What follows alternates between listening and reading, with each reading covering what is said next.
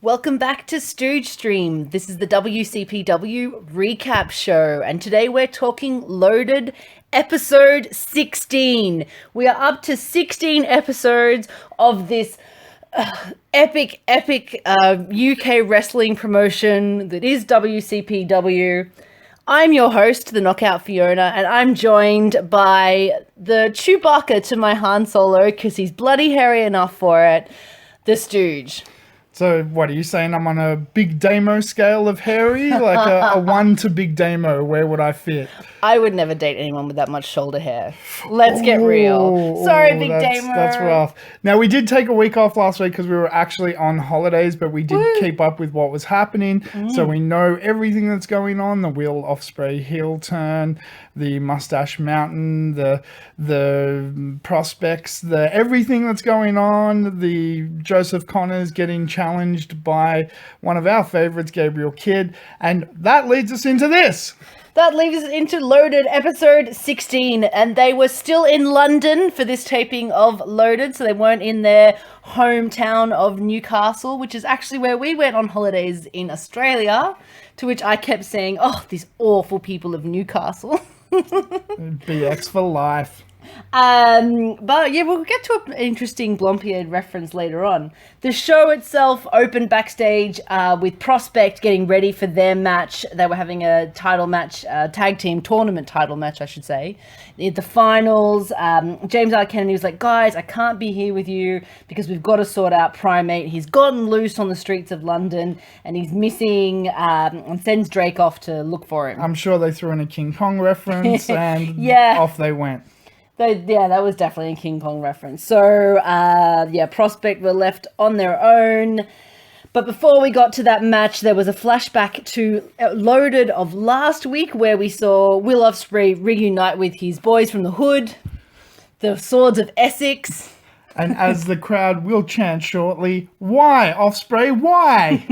So, yeah, we saw the rematch. We saw a highlight of the rematch between Will Osprey and Kirby, where Osprey went heel and rejoined the cronies.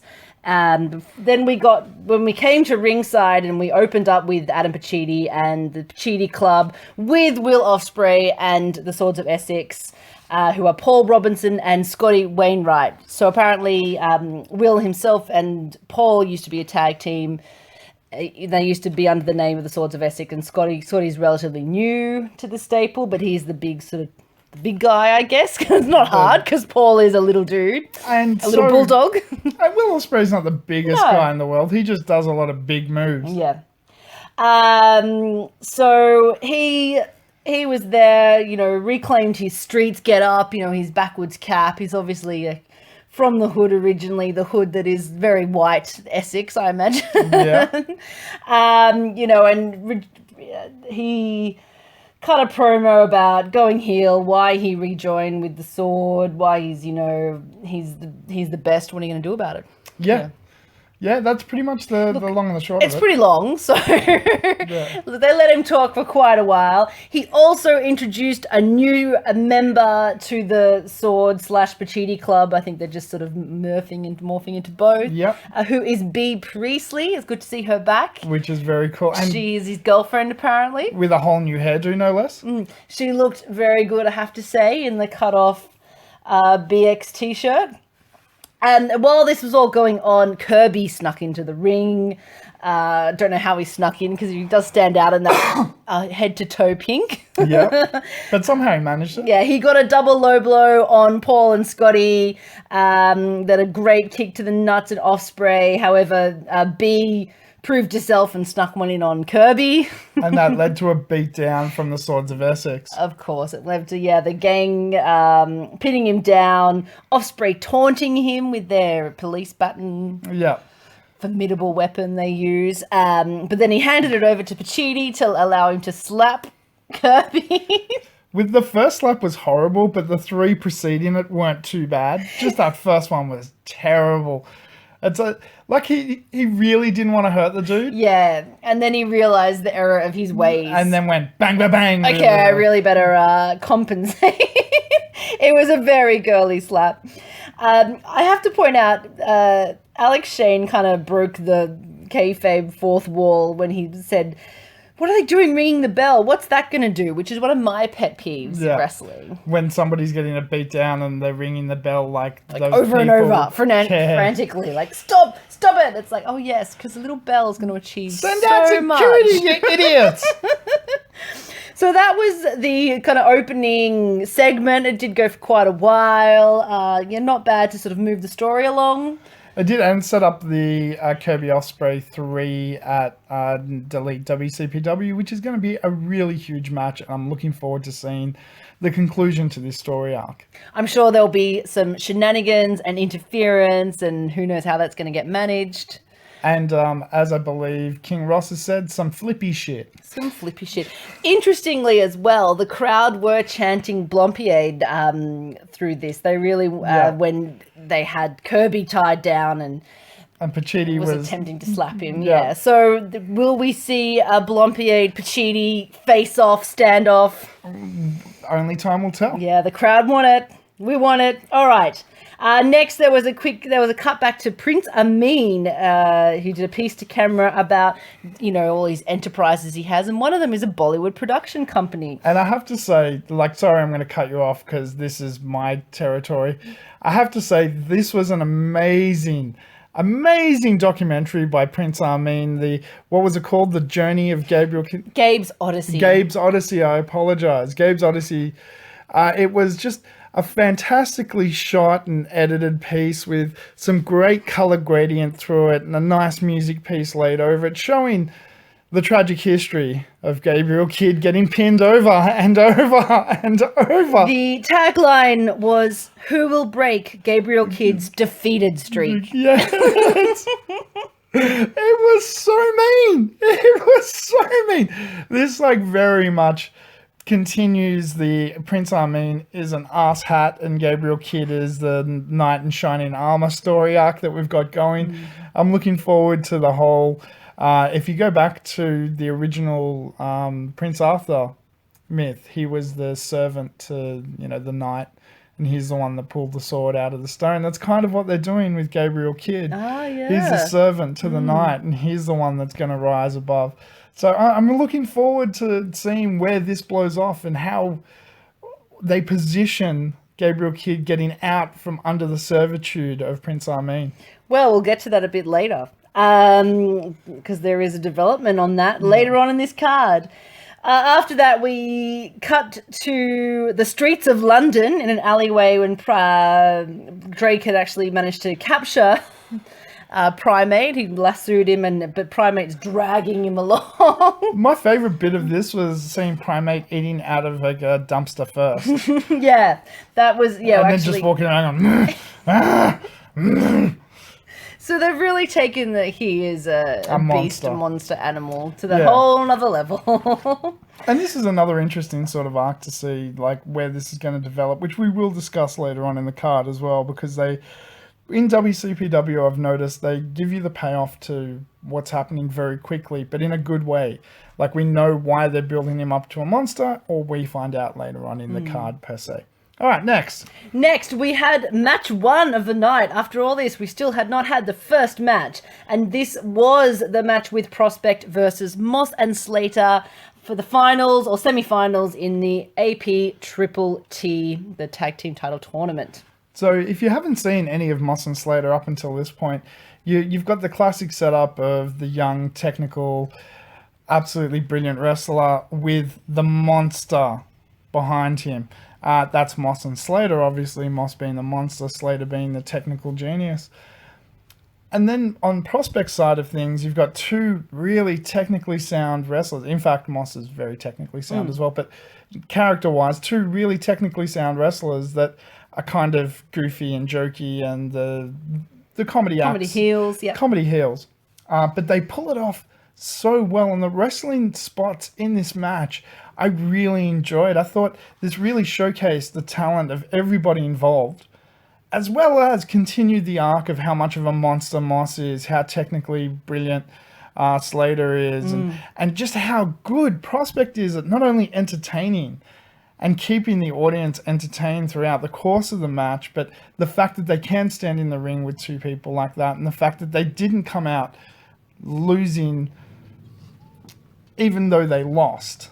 They still looked good in the process. Exactly. Dave Bradshaw even concurred with that, Ricky, saying at one point, beyond their ludicrous shenanigans, Archer and Gracie being prospect are like a dangerous proposition. Yeah. And they did a great job in this match, again, of playing the part that they're supposed to play, the comedy heels, but getting themselves over while getting their opposition over. And this was a really good match. I really enjoyed it. I'll enjoy it anytime I see Moss and Slater, but yeah, really liked this match. I thought this really worked well.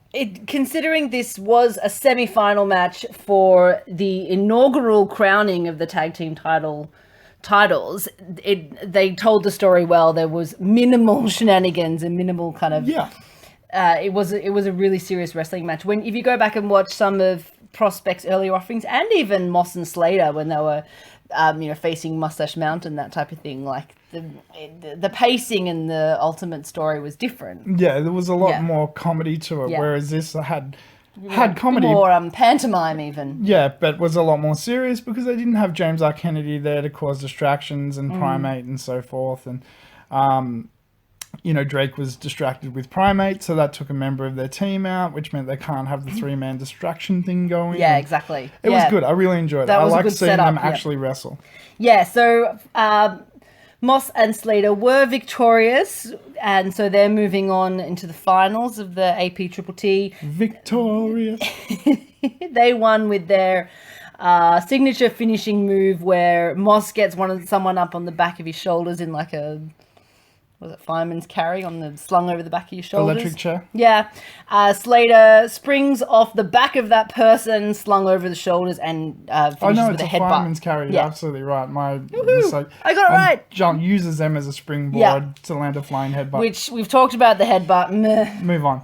Exactly. So they were victorious with that. So that brings us back to match number 2, which was also another match in the AP Triple T. The newish tag team of the Strong Star Collective. Which I'm a big fan of. Travis Banks and Pete Dunne have done a good job of meshing in a very short period of time. Yes, and their opponents were the Coffeys, another newish tag team in WCPW. So Mark Joe Coffey and Mark. Joe. Yeah, Joe Coffey, we know clearly the Iron Man. He's been in WCPW from day one. Classic matches with Minoru Suzuki that were absolutely brutal. But Mark Coffey is a new entity. We don't know much about him. I have heard he has wrestled on the indie scene for quite some time. So I don't know. I like brother tag teams. It's weird. I know it's a weird thing. That's a weird thing. No, it's a weird thing. Because the Hardys have sold you. The Hardys have sold me and stuff, and Edge and Christian were fake brothers to start with. But the whole point of they're brothers, so they should know each other better than anyone else. They should know what the other person's going to do. They should know each other's movesets inside out. They've trained together. I like that concept when it's done correctly. And they've kind of done it they only had a very short period to introduce them, but they've done it well. With the Coffeys? Yeah. I'd like to see more of them for sure. We will do, because they were actually victorious in this match and moved on, which was a surprise. Yeah, it was a surprise. I really was rooting for the Strong Style Collective. I really liked them coming together. I think they were smoother together in the ring in this match. I think they were the standouts, but for whatever reason in the booking, we'll see something else with them later. Look, as I've said, with heel teams that are done correctly, which the Strong Style Collective have done, they can take a loss. That's fine, because they will still look strong in taking a loss if done correctly. Now, if we flash forward just a little bit further on in the show, you see the Strong Style Collective out the back, sort of, nursing their wounds a little bit. But they did jump the Coffeys at the end of the match. Yep. And the start too, yeah. And the start, and looked very strong in that as they exited the ring and so forth. Got ran out of the ring by Moss and Slater, which was a very good choice to make Moss and Slater look really strong as well going into the finals. The heels can look a little bit, heelishly weak, if that makes sense, and cowardly and running away. But they're in the back and they're licking their wounds. Mustache Mountain come along to actually shake their hands and go, "You guys had a great match. We just wanted to say well done." And the Strong Style Collective jump them and destroy them in the hallway, which again puts them in a position of threatening instantly. with one backstage segment because they have that right aura. They do their jobs correctly. They know how to get themselves over as bad guys. I think Travis Banks, is, as much as we've laid on him for being a New Zealander and so forth, he's uber talented. And with very minimal words, he can make himself look like the bad guy. And Pete Dunne is right there with him. So they work really well as a team. That's it. For me, Pete Dunne is getting better and better every week, and I'm really loving his offerings, and I want to see more. And yeah, he's like, I think he was actually like performer of the night for me. Like, he's just, I know his biting's a bit ridiculous, but that's part of wrestling as well. Like, you got to have a silly gimmick. I mean, if we go back and think of some of the greats, like The Rock's biggest move was an elbow drop. The people's elbow. But he ran back and forth first and raised his eyebrow and took his thing off, and then there was a production for an elbow drop. So that whole thing of like him taking his mouthpiece, like the whole production element. Yeah. I like that he's gone that far into his character to find that works for it. Like, not everybody's got that. Travis Banks has got that with his New Zealand flag covering his face and his chest and stuff as he comes out. That's kind of his production element, and it works very well for his character. Not everyone kind of finds that, and they're the characters that you'll remember, but they're kind of bland, where these guys stand out, and they're young, and they're hungry, and they're talented. Yep, just watch this space. You'd mentioned that Moss and Slater chased them out, and they came in to face off with the Coffey, so we saw who's going to be in the finals for the tag team title tournament. My money's on the Moss and Slater. My money's on Moss and Slater as well, but we did get the very cool poster moment. Yeah. Where the two teams are standing there face to face, which I really liked. My money's on Moss and Slater to win the inaugural AP Triple T. But yeah, and I want to see more of the Coffey, so I'm looking forward to the match either way. Yeah, look, it doesn't matter who comes out on top, really. Like, if the Coffeys come out on top, I'm not going to be sad about that. But I'd like to see Moss and Slater as the inaugural, because they were really the first breakout tag team, when you think about it, other than Prospect, who are a comedy group. But they were the first serious breakout tag team in WCPW. They really deserve to hold those belts first. And speaking of inaugural, after this match, the camera went backstage where James R. Kennedy was consoling Prospect and said, "Look, this is the beginning of the title. Like, this is the match to crown the first champions. It's just it's not first, the last." Yeah, exactly. Yeah. So I think it's really good to add this to the card. Apparently, according to storyline, Bret Hart came up with this idea and introduced it to WCPW. So it'll always be credited and attributed to Bret Hart. So it's got that linkage and that lineage of like his credibility. Yeah, exactly. Yeah. So Kennedy was there consoling Prospect, who had hit the wine pretty quickly. Oh, they were smashed. Go boys, drinking white wine out of the bottle. Smashed. Showing your age there. And Drake came back and said, "I've done my job. I've got Primate locked up in a room," because he had previously trapped him and baited him into a room. And let's just quickly cover that. So he baited Primate by locking two people in a room tied to chairs, which Primate saw and was like, "Oh, I'm going to hammer these two people." And Drake quickly locked the door behind him. And then Primate took it out on the two people locked in the chairs. Man, I hope they got paid. I'm sure it was the same security as Newcastle. I didn't look closely enough. It could have been Blackhead Jobber again. Blackhead Jobber indeed. So Kennedy turned to Drake and said, "Well, that's great. You've got him. But next I need to deal with Rampage. You've got a match with him right now. Off you go."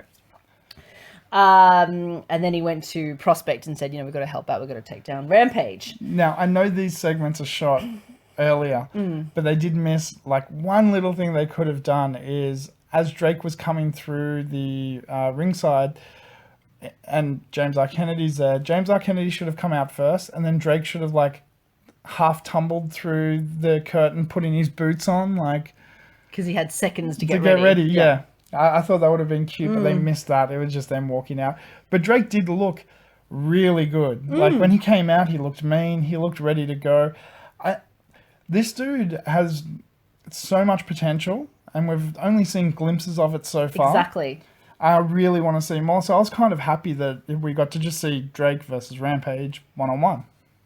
It was a pretty even playing field, well, as much as it ever can be with Rampage. Yeah. I thought Drake really held his own. Let's call it that. Yeah, look, by the end, and without spoiling the end, I think throughout the course of the match, Drake showed that he is like a threat. He is the enforcer of Prospect minus Primate. He is a strong dude. Like, he stood toe-to-toe with Rampage. Rampage, who looks like he could eat people for fun. And Drake stood toe-to-toe with him. It was really cool. I liked it. Oh, look, he did get thrown around a bit, but he got up. Yeah. Yeah. And Rampage actually did get the win. Oh, surprise, surprise. But he had to sort of grab him out of the blue and got him in a pile driver. So it was very quick. Yeah. You know, he just almost snuck the win in there. Yeah. It was kind of good. Everyone came out looking good. And then Prospect came out and attacked him. Yeah, there was interference from Kennedy. Which he just destroyed them, which made Rampage look strong.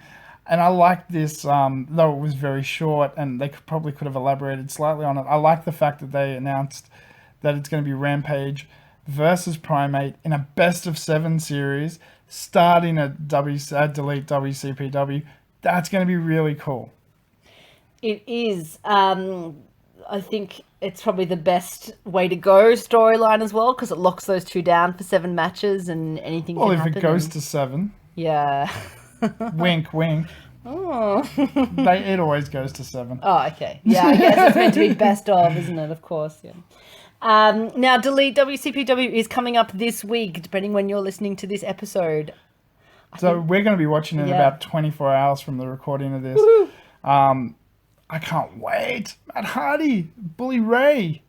So many people. Matches that I'm just stinging to see as well. But one that got announced on the night, which we're getting to shortly. We're getting to at the end of the main event of this episode of Loaded, which was Joseph Connors, the WCPW heavyweight champion, versus Gabriel Kidd in a non-title match. There was some setup in last week's episode of Loaded that Kidd and Connors have history. Maybe Connors had trained him or mentored him a little bit. Yeah. And Kidd's like, why? What are you doing? What's wrong with you? And Connors like, I'll face you and I'll take you down. Like, get in the ring with me, you know. So beat him down with a title, and now he gets a non-title shot against Connors.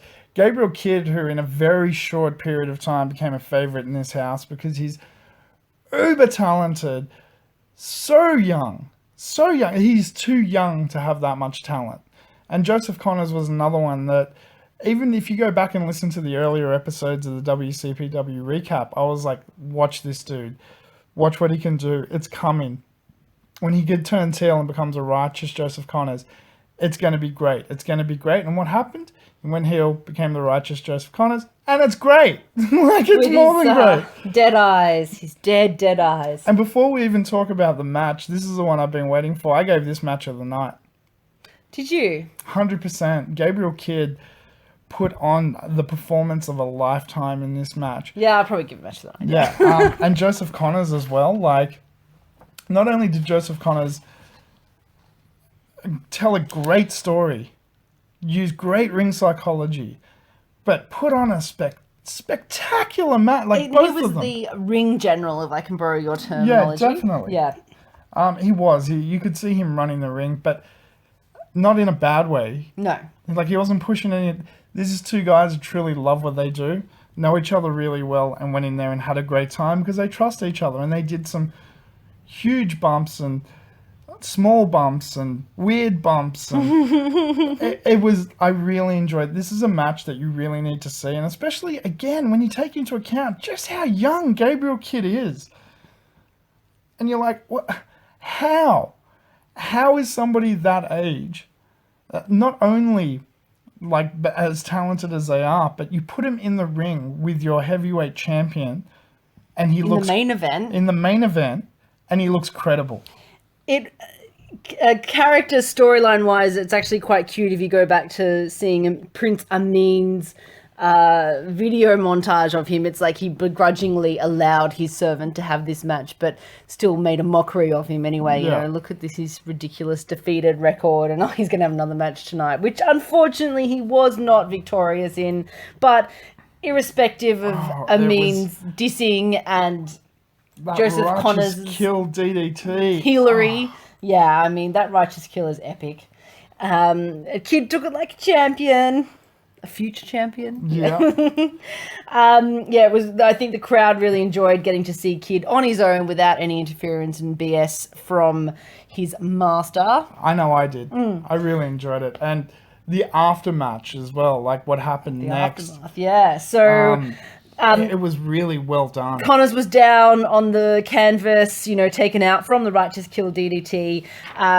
And Connors, flipped out, insisted that the official photographer get in the ring because he wanted it documented and photographed that he was going to destroy Gabriel Kidd. End Gabriel Kidd's witness career the destruction, and send the photos to his family. Oh my god, it's pretty nasty. It was pretty rough. You're like, He grabbed a chair from under the ring and positioned it around Gabriel's head, looking like he was going to like break his neck or something like that. No, he screamed, "I'm going to break your neck." Okay, there you go. He called it. He announced it. He telegraphed it, I believe, is the term. I believe it is. And which at that point, Prince of Mean himself actually ran out and was like, dude, you've gone too far. You've gone too far. And tried to rescue Gabriel Kidd, which was cute. He's like, as much shit as he gives him, he still cares. He is his servant, after all. Yeah. He needs him for duties. So Prince Armin gets bumped. Yeah, well, he was on the apron in a precarious position. It was obviously going to happen. Connors turned on him. The crowd's chanting, and you know what they're saying. Local hero. Yeah, so who else is going to come out and defend and save everyone's honour but none other than local hero Joe Hendry? And he does come out, but not very successfully. So Connors managed... Kidd escapes, but Connors then takes that on Hendry and says, well, you can take his place. I'm going to destroy you. Tries to position him in the same chair neck breaker position, and then someone else rushes the ring with a hoodie over their head, so we can't exactly see who it is. His height gives him away, I thought. Pulls the hoodie back. It's none other than Drew Galloway, back from injury. Now, this is a little YouTube segment unto itself, I believe. If you don't have What Culture Extra, go and watch Drew's shoot promo. Oh, damn. Tears. Swelling of the eyes. It was an amazing promo, shoot promo. And the amount of times he said the word fuck in it was just spectacular. The Drew was either trying to set a record for the word fuck in a wrestling promo or just felt it that much. I love the internet. I love WCPW. They can swear. I love Sweary Drew. Sweary Drew is the best. Oh, it's better than Emo Drew. Yeah. I love that, I told you beforehand, anybody that comes back, doesn't matter what they were doing beforehand, unless they do something really heelish straight away, is automatically a face. So Drew comes out and cuts a promo and is automatically a face. Yeah, all is forgotten. The emo heel, bad guy Drew, long in the past, rearview mirror, we're back to I love wrestling Drew Galloway. I am wrestling Drew Galloway. I'm joining the main event at Delete WCPW, and I'm getting a shot at your World Heavyweight title because you put me out for 10 weeks, Drew Galloway. I cannot wait. Another special edition surprise entrance a la WCPW style. They love doing this to us. Throwing a third man or fourth man in there at the last minute, but that's okay. This is going to be Drew Galloway. It's fine. Hey, it's going to be a bonding experience for Drew Galloway and Joe Hendry, according to Drew. So, that was a great line. This is going to be a bonding experience for me and Joe Hendry while we fucking kill you. Oh yeah, it was rough. All in all, I thought it was a great promo segment. It really set up the excitement and the heat. It really reminded me of the closing of a Raw in the Attitude Era, when you had a pay-per-view coming up or a SmackDown or whatever it was. It does feel like a real pre-pay-per-view build-up, yeah. Yeah, it just, the excitement in the air, the returning hero, the solidifying heels in Swords of Essex, Yeah, it's everything. And I mean, Martin Kirby, Will Osprey 3 is going to be amazing. Yeah. Matt Hardy versus Bully Ray. Oh, that's right, Bully Ray. The hell? Drew Galloway, Joe Hendry. Belleville will be there too. That might be nice. And Joseph Connors in the main event. I can't be everything in between. I've got the flu at the moment, so I'm not sounding as excited as normal, but I honestly can't be more excited for Delete WCPW. It's just going to be cool. I know G Banks as well. I got a message first thing this morning, going, when's it on? I'm like, tomorrow. He goes, cool, I'm coming straight after work. Yeah, we'll get there, dude. I was going to organize it with you. You didn't have to call me first thing in the morning. Yeah, it's going to be great. It is going to be great. We will be back for a special episode recap with G Banks joining us. Of course, as always. And minimal bagging of Alex Shane. Minimal Kiwi accents. I'm putting a rule in there. You can try and stop him. And, it is an iPay-per-view. Will we have special guest commentators to surprise us again? Will we see the return of Jim Cornette? That would be very, very, very nice. So I have been the sidekick, your somewhat host, the Stooge. And I am your one and only, the main gal, Fifi, or the knockout Fiona. Adventure, excitement. A Stooge craves not these things. Welcome to the Stooge Revolution.